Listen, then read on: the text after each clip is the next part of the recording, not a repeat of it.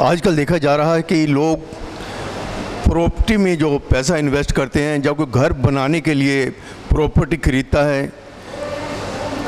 Coloniser नई नई कॉलोनियाँ काटते हैं और जगह जगह लिखा होता है कि आप आसान किस्तों में प्लाट लें, हम आपको बैंक से लोन दिलवा देंगे।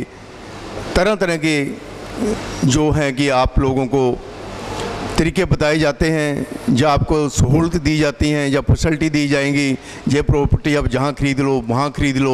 तो आज हम बात करने जा रहे हैं तीर्थ गरेवाल जी, जो हमारे एडवोकेट हैं, वो हमें बताएंगे कि प्रॉपर्टी लेने से पहले प्रॉपर्टी लेने वाले और प्रॉपर्टी बेचने वाले को किस चीज़ का ध्यान रखना चाहिए। तो अब हम जा रहे हैं तीर्थ सिंह गरेवाल एडवोकेट जी के पास।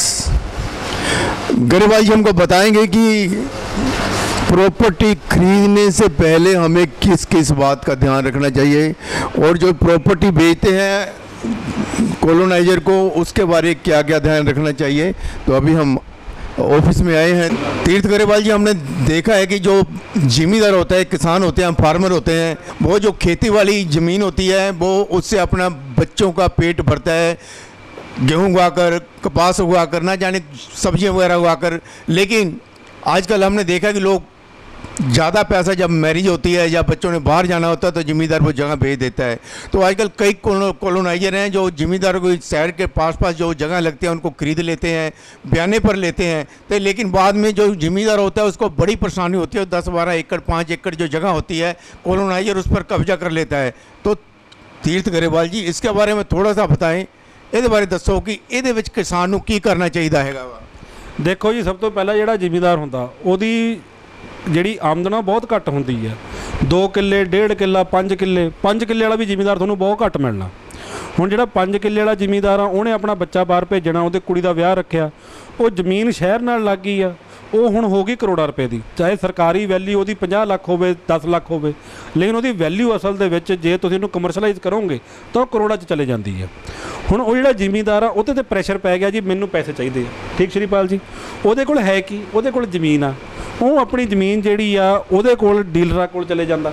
ਹੁਣ ਜਿਹੜੇ ਡੀਲਰ ਨੇ 95% ਡੀਲਰ ਕੀ ਉਹਨਾਂ ਕੋਲ ਲਾਇਸੈਂਸ ਹੀ ਹੈ ਨਹੀਂ ਸ਼੍ਰੀਪਾਲ ਜੀ। ਉਹਨਾਂ ਨੂੰ ਆਪ ਵੀ ਨਹੀਂ ਪਤਾ ਕਿ ਇਹ ਕਿੱਲੇ ਦੇ ਵਿੱਚ ਕਿੰਨੇ ਕਨਾਲ ਹੁੰਦੇ ਆ, ਕਿੰਨੇ ਮਰਲੇ ਹੁੰਦੇ ਆ। ਉਹ ਤਾਂ ਸਿਰਫ ਜਾਂਦੇ ਆ ਜੀ, ਉਹਨਾਂ ਨੂੰ ਅੱਗੇ ਮੰਨ ਲਓ ਕਿ ਟਾਊਟ ਹੁੰਦੇ ਆ ਕੌਲੋਨਾਈਜ਼ਰਾਂ ਦੇ, ਜਿਨ੍ਹਾਂ ਨੇ ਬਸ ਬੰਦੇ ਫੜ ਕੇ ਇਹਨਾਂ ਕੋਲ ਲੈ ਕੇ ਆਣੇ ਹੁੰਦੇ ਆ। ਅਗਲਾ ਅੱਗੇ 10 ਲੱਖ ਰੱਖਦਾ, ਤੁਹਾਨੂੰ ਹਾਮੀ ਭਰਦਾ, ਇੱਕ ਸਟਾਂਪ ਪੇਪਰ 'ਤੇ ਸਾਈਨ ਕਰ ਦਿੰਦਾ। ਆਮ ਜਿਹੜਾ ਜ਼ਿਮੀਂਦਾਰ ਆ ਵਿਚਾਰਾ ਸਿੱਧਾ ਵਿਸ਼ਵਾਸ ਕਰਨ ਵਾਲਾ ਹੁੰਦਾ, ਉਹ ਕਹਿੰਦਾ ਮੈਨੂੰ ਝੂਠ ਕਿਉਂ ਬੋਲੂਗਾ। ਉਹ ਕਦੇ ਸੋਚਦਾ ਨਹੀਂ ਕਿ ਤੈਨੂੰ ਸੱਚ ਕਿਉਂ ਬੋਲੂਗਾ। ਬਈ ਕਰੋੜਾਂ ਦਾ ਲੈਣ ਦੇਣਾ, ਧੋਖਾ ਤਾਂ ਹੋਊਗਾ ਹੀ ਹੋਊਗਾ। ਉਹ ਤਾਂ ਵਿਚਾਰਾ ਉਦੋਂ ਬਾਅਦ ਚੱਲਦਾ, 2 ਕਰੋੜ ਦੀ ਜ਼ਮੀਨ ਹੁੰਦੀ ਆ, 10 ਲੱਖ ਰੁਪਇਆ ਲੈ ਲੈਂਦਾ, ਸ਼ਾਮ ਨੂੰ ਆ ਕੇ ਤੁਹਾਡੇ ਗੋਡੀ ਹੱਥ ਲਾ ਦਿੰਦੇ ਆ, ਕਬਜ਼ਾ ਲੈ ਲੈਂਦੇ ਆ, ਰੋਡ ਬਣਾ ਲੈਂਦੇ ਆ, 4 ਮਹੀਨੇ ਦਾ ਟਾਈਮ ਪਾ ਲੈਂਦੇ ਆ। 4 ਮਹੀਨੇ ਦਾ ਜਿਹੜਾ ਜ਼ਿਮੀਂਦਾਰ ਹੁੰਦਾ ਉਹ ਪੈਸੇ ਵਾਸਤੇ ਦਰ ਭਟਦਾ ਰਹਿੰਦਾ। ਠੀਕ ਹੈ, ਉਹ ਵਿਚਾਰਾ ਪੁਲਿਸ ਕੋਲ ਜਾਂਦਾ, ਪੁਲਿਸ ਕਹਿੰਦੇ ਤੂੰ ਬਿਆਨਾ ਲਿਖ ਲਿਆ ਭਾਈ। ਫਿਰ ਉਹ ਕਹਿੰਦਾ ਜਿਹਦੇ ਨਾਲ ਮੈਂ ਬਿਆਨਾ ਕੀਤਾ ਤਾਂ ਸਭ ਤੋਂ ਵੱਡਾ ਚੋਰ ਆ। ਉਹ ਕਹਿੰਦੇ ਫਿਰ ਤੂੰ ਉਹਦੇ ਕੋਲ ਕਿਉਂ ਗਿਆ ਬਈ? हाँ गरेवाल जी, ਤੁਸੀਂ ਦੱਸਿਆ ਵੀ ਚਲੋ ਕੌਲੋਨਾਈਜ਼ਰ ਜ਼ਿਮੀਂਦਾਰਾਂ ਨੂੰ ਬਹਿਲਾ ਕੇ ਫਸਲਾ ਕੇ ਜਾਂ ਆਪਣੇ ਏਜੰਟ ਭੇਜ ਕੇ ਜਗ੍ਹਾ ਲੈ ਲੈਂਦੇ ਨੇ ਤੇ 4-5 ਮਹੀਨੇ 'ਚ ਸੜਕਾਂ ਪਾ ਕੇ ਉਹਨੂੰ 10 ਲੱਖ ਬਿਆਨਾ ਦਿੱਤਾ ਤੇ ਉਹ ਤੋਂ ਕਈ ਕਰੋੜ ਰੁਪਏ ਇਕੱਠੇ ਕਰ ਲੈਂਦੇ ਨੇ। ਇਸ ਵਕਤ ਜ਼ਿਮੀਂਦਾਰ ਨੂੰ ਕੀ ਕਰਨਾ ਚਾਹੀਦਾ ਵਾ? ਦੇਖੋ, ਸਭ ਤੋਂ ਪਹਿਲੀ ਗੱਲ ਤਾਂ ਆ ਵਾ ਕਿ ਜ਼ਿਮੀਂਦਾਰ ਕੋਲ ਇੱਕ ਕਾਗਜ਼ ਹੁੰਦਾ ਜਿਹਨੂੰ ਕਹਿੰਦੇ ਆ ਬਿਆਨਾ। ਉਹ ਬਿਆਨੇ 'ਤੇ ਸ਼ਰਤਾਂ ਲਿਖੀਆਂ ਹੁੰਦੀਆਂ। ਦੇਖੋ ਜੀ, ਜੇ ਆਪਾਂ ਕਿਤੇ ਜਾਂਦੇ ਆ ਪਾਣੀ ਦੀ ਬੋਤਲ ਲੈਣ, ਗਰਮੀ ਦਾ ਸਮਝ ਲਓ ਟਾਈਮ ਆ ਸ਼੍ਰੀਪਾਲ ਜੀ, ਮੈਂ ਦੁਕਾਨ 'ਤੇ ਗਿਆ, ਉਹਦੇ 'ਤੇ ਲਿਖਿਆ 20 ਰੁਪਏ। ਮੈਨੂੰ ਦੁਕਾਨਦਾਰ ਕਹਿੰਦਾ ਮੈਂ ਤਾਂ 25 ਰੁਪਏ ਲਊਂ ਜੀ, ਮੇਰੇ ਤਾਂ ਬਿਜਲੀ ਲੱਗ ਗਈ, ਮੈਂ ਠੰਡੀ ਕਰਨੀ ਸੀ। ਆਪਾਂ 5 ਰੁਪਏ ਪਿੱਛੇ ਲੜ ਸਕਦੇ ਹਾਂ। ਆਪਣੇ ਕੋਲ ਇੱਕ ਬਿਆਨਾ ਪਿਆ ਜਿਹ 'ਚ ਕਰੋੜਾਂ ਰੁਪਇਆ ਲਿਖਿਆ। ਇੱਕ ਜ਼ਿਮੀਂਦਾਰ, ਮੈਂ ਖੁਦ ਜ਼ਿਮੀਂਦਾਰ ਆ, ਅਸੀਂ ਇਨਕਮ ਟੈਕਸ ਤੋਂ ਕਿਉਂ ਡਰੀਏ ਸ਼੍ਰੀਪਾਲ ਜੀ? ਮਜ਼ੇ ਦੀ ਗੱਲ ਆ ਵਾ, ਜੇ ਤੁਹਾਡਾ ਕਰੋੜ ਰੁਪਏ ਦਾ ਕਿੱਲਾ ਵਾ, ਚਾਹੇ ਰਜਿਸਟਰੀ ਰੇਟ 50 ਲੱਖ ਹੋਵੇ ਚਾਹੇ 10 ਲੱਖ ਹੋਵੇ, ਉਹ ਕਰੋੜ ਰੁਪਏ ਦਾ ਜਿਹੜਾ ਤੁਹਾਡਾ ਕਿੱਲਾ ਵਾ ਉਹਦੇ 'ਤੇ ਵੱਧ ਤੋਂ ਵੱਧ 20% ਟੈਕਸ ਲੱਗਦਾ ਵਾ। ਉਹ 20% ਟੈਕਸ ਭਰਾਓ, 4 ਸਾਲ ਬਾਅਦ ਸਰਕਾਰ ਤੁਹਾਡੇ ਅਕਾਊਂਟ 'ਚ 4.5% ਵਿਆਜ ਲਾ ਕੇ ਤੁਹਾਨੂੰ ਵਾਪਸ ਕਰ ਦਿੰਦੀ ਹੈ। ਆਪਾਂ ਨੂੰ ਵਾਈਟ ਦੀ ਲੋੜ ਆ, ਅਸੀਂ ਬਾਹਰ ਬੱਚੇ ਭੇਜਣੇ ਆ, ਕੁਝ ਲੈਣਾ ਵਾ, ਅਸੀਂ ਕਿਉਂ ਚੋਰ ਬਣੀਏ, ਬਲੈਕਮੇਲ ਇਹਨਾਂ ਦੇ ਬਲੈਕ ਮਨੀ ਦਾ ਹਿੱਸਾ ਬਣ ਕੇ? ਸਿਰਫ ਜ਼ਿਮੀਂਦਾਰ ਜਿਹੜਾ ਉਹ ਹੈਗਾ ਵਾ ਬਿਆਨਾ, ਉਹ ਆਪਣੇ ਕੋਲ ਰੱਖ ਕੇ, ਉਹਦੀ ਕਾਪੀ ਰੱਖ ਕੇ, ਜਿਹੜੇ ਬੰਦੇ ਨਾਲ ਡੀਲ ਕੀਤਾ ਉਹ ਉਸ ਗੱਲ ਤੋਂ ਕਿਵੇਂ ਭੱਜੂ? ਜੇ ਪੁਲਿਸ ਕੋਲੇ ਵੀ ਜਾਊਗਾ ਪਹਿਲਾਂ ਸਮਝੌਤੇ ਦੀ ਗੱਲ ਹੋਊਗੀ। ਜੇ ਸਮਝੌਤੇ ਦੇ ਬੰਦਾ ਨਹੀਂ ਆਉਂਦਾ, जो उन्हें करोड़ा रुपया कहा कि मैं हर 6 महीने या 4 महीने 2-2 किले की रजिस्ट्री कराऊँगा, तो वह बंदा नहीं कराता, फिर वो उत्ते तो परचा पऊगा ही पऊगा। हाँ गरेवाल जी, ਤੁਸੀਂ ਦੱਸਿਆ ਵੀ ਚਲੋ ਕੌਲੋਨਾਈਜ਼ਰ ਜ਼ਿਮੀਂਦਾਰਾਂ ਨੂੰ ਬਹਿਲਾ ਕੇ ਫਸਲਾ ਕੇ ਜਾਂ ਆਪਣੇ ਏਜੰਟ ਭੇਜ ਕੇ ਜਗ੍ਹਾ ਲੈ ਲੈਂਦੇ ਨੇ ਤੇ 4-5 ਮਹੀਨੇ 'ਚ ਸੜਕਾਂ ਪਾ ਕੇ ਉਹਨੂੰ 10 ਲੱਖ ਬਿਆਨਾ ਦਿੱਤਾ ਤੇ ਉਹ 4 ਮਹੀਨੇ 'ਚ ਸੜਕਾਂ ਸੁੜਕਾਂ ਪਾ ਕੇ ਉਹਨਾਂ ਨੂੰ ਉਹ 'ਚ ਕੋਈ ਨਵੀਂ ਗੱਲ ਤਾਂ ਹੈ ਨਹੀਂ। ਇਸ ਕਰਕੇ ਜ਼ਿਮੀਂਦਾਰ ਨੂੰ ਡਰਨਾ ਨਹੀਂ ਚਾਹੀਦਾ।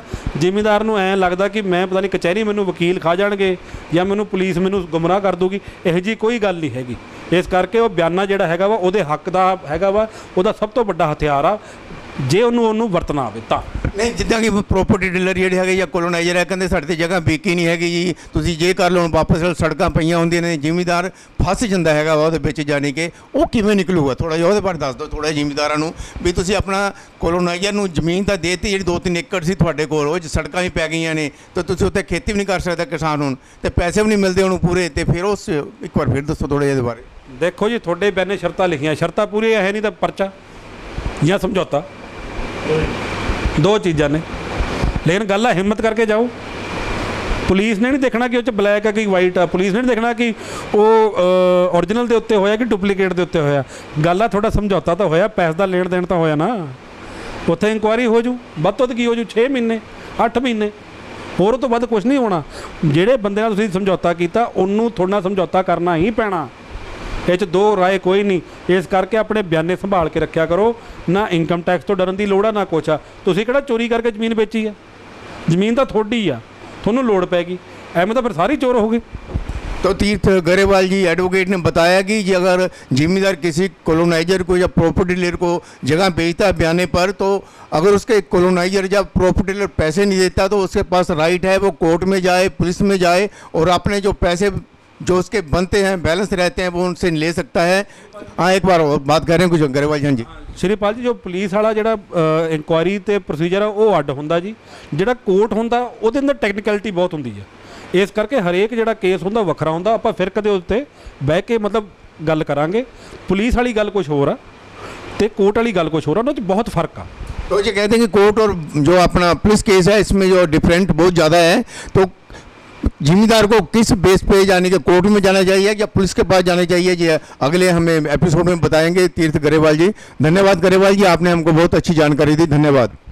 थैंक यू सारे ਸਰੋਤਿਆਂ ਦਾ ਤੇ ਸ਼੍ਰੀਪਾਲ ਜੀ ਤੁਹਾਡਾ ਵੀ, ਜਿਹੜਾ ਤੁਸੀਂ ਲੋਕਾਂ ਨੂੰ ਜਾਗਰੂਕ ਕਰਨ ਵਾਸਤੇ ਇੰਨੀ ਮੁਹਿੰਮ ਚੱਕੀ ਹੈ ਜੀ।